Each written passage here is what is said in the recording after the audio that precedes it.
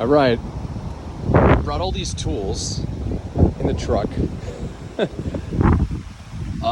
This is my like mobile kit, but it is very heavy, especially with that steel jack.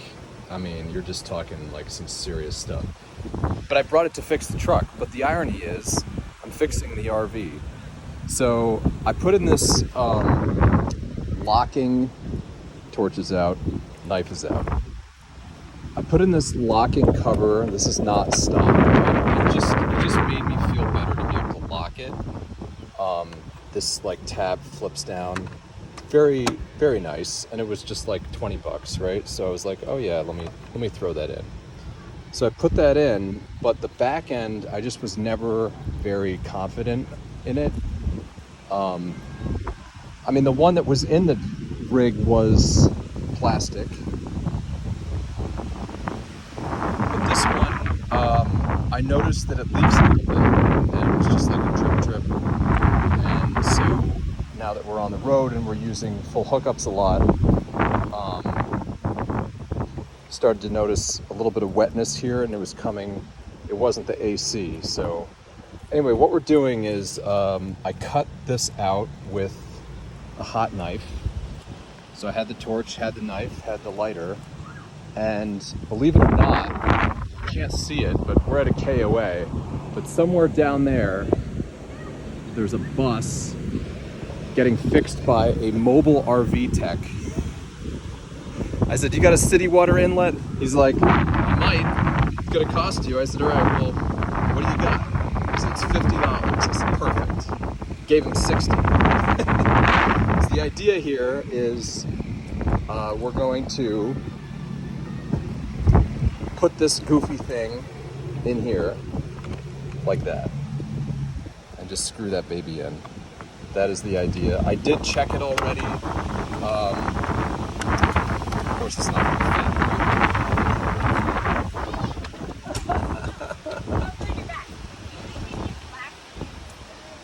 So wish me luck in the middle of the process. I love doing these videos in the middle of the process, right? But I did test it. I ran the hose in through there to the sub. So the bed is up and we're working. And just with hand tightness, it was very leak-free. So that's a good sign. I think the metal one is going to work.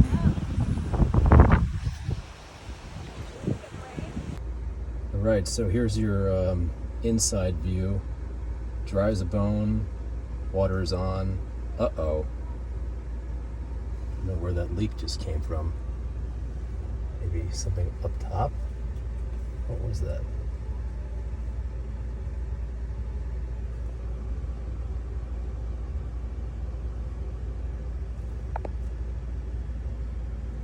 Well, anyway, at least it's not dripping. Last time it was dripping. I don't see it leaking. I think that was coming from up top with something, the water spraying. Anyway, cleaning up the mess here. Yeah, I thought maybe it was the hose, but it was definitely just the plastic inlet is just no good. Just can't go with that. It's just a bad idea. So we're putting it back together now, under the bed, but pretty serviceable. Here are the Wolf Pup.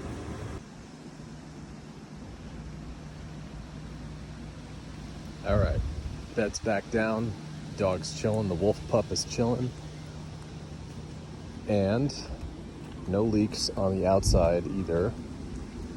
Would be nice to kind of finagle this thing a little bit better. Maybe like a short angle. It used to fit like flush, but that's when it wasn't recessed in like that. I can't really close the door, which is a shame. Unless maybe I cut out I just can't, because this is too far up.